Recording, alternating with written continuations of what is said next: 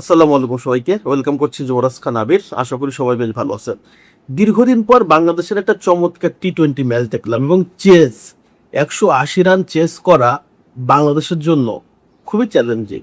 যেখানে বাংলাদেশ আটকে ছিল 150-160-এর ভিতরে, সেখানে নিউজিল্যান্ডের মতো দলের কাছে 180 চেস করা সহজ ব্যাপার না।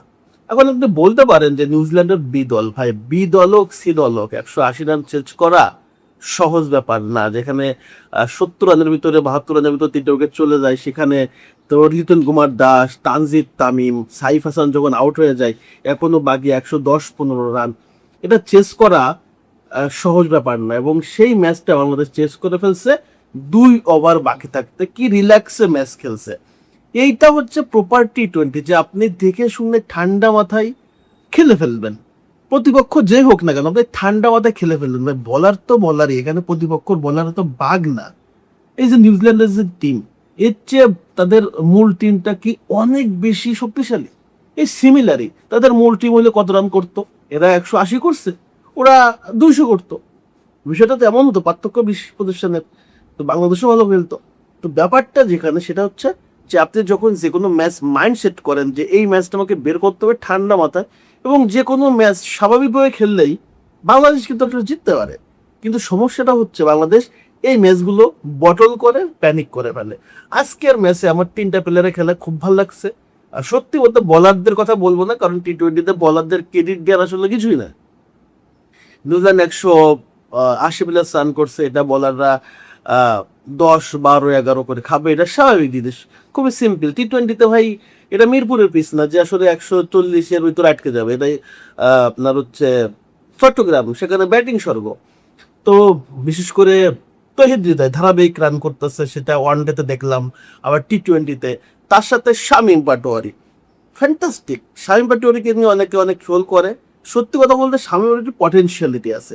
আপনি যাই বললেন, এই প্লেয়ারটা আজকে যেভাবে শটগুলো খেলছে, মানে যেমনে পারে সেমনি মারে, যেমনে বলা যায় সেমনেই মারে। কি দারুণ ব্যাটিং। আসলে যখন ক্লিক করে যায় তখন সবকিছুই ভালো হয়। তো শামীমের কাছে ক্লিক করে গেছে। তবে এই যে ক্লিক করাটাকে আসলে এই ক্লিকটাকে রেগুলারলি করাতে হবে, কারণ যারা ভালো ব্যাটার, যারা হচ্ছে কনসিস্টেন্ট পারফর্মার, তাদেরকে কিন্তু নাম সবাই বলে। তো শামীমের ভিতরে পটেনশিয়ালিটি আছে, কিন্তু ওই যে কখনো খেলে কখনো হারায় যায়, এই জন্য ভাত শামীম বলে, ভাইত্য শামীম বলে। সমস্যাটা আসলে এই যেটা। আরেকটা প্লেয়ার সেটা হচ্ছে পারভেজ হাসান ইমন। ম্যাচটা মূলত ওই বের করে দিয়ে গেছে। তো হৃদয় এক পাশে ছিল, বাট মূলত ম্যাচটা একদম বের করে দিয়ে গেছে হচ্ছে আপনার হচ্ছে ইমন। সে যখন আউট হয়ে যায় 134 রানে, বাংলাদেশের 4 উইকেট যায়, এরপরে আর উইকেট পড়ে নাই। এরপর থেকে তহিদ হৃদয় এসকেলেটার করছে এবং তার সাথে ছিল হচ্ছে শামীম পাটোয়ারি। 6 উইকেট হাতে রেখে 2 ওভার বাকি থাকতে বাংলাদেশ নিউজিল্যান্ডকে হারাইতে পারে। বাংলাদেশ প্রথম ম্যাচ জিতলো এবং আমরা চাই, ওয়ানডেতে তো আমরা হোয়াইট ওয়াশ করতে পারি নাই, আমরা টি-20তে হোয়াইট ওয়াশ করতে চাই নিউজিল্যান্ডকে। এটা হচ্ছে আমার কাছে মনে হয় সম্ভব, অবশ্যই সম্ভব। এবং এই বাংলাদেশ যদি এভাবে করে খেলে তাহলেই সম্ভব। যদি বটল না করে, যদি প্যানিক না করে ফেলে, তাহলেই সম্ভব। এবং আবার একটা কথা বলি, সেটা হচ্ছে আজকে হয়তো তহিদ হৃদয়, শামীম বা পারভেজ হাসান ইমনটা রান করছে, কিন্তু প্রতিদিন তারা রান করবে না। রান করতে হবে টপ অর্ডারে, বিশেষ করে তানজিদ তামিমকে, লিটন কুমার দাসকে, সাইফ হাসানকে। সাইফ হাসান দীর্ঘদিন ভাই রানে নাই, সাইফ হাসানের রান দরকার।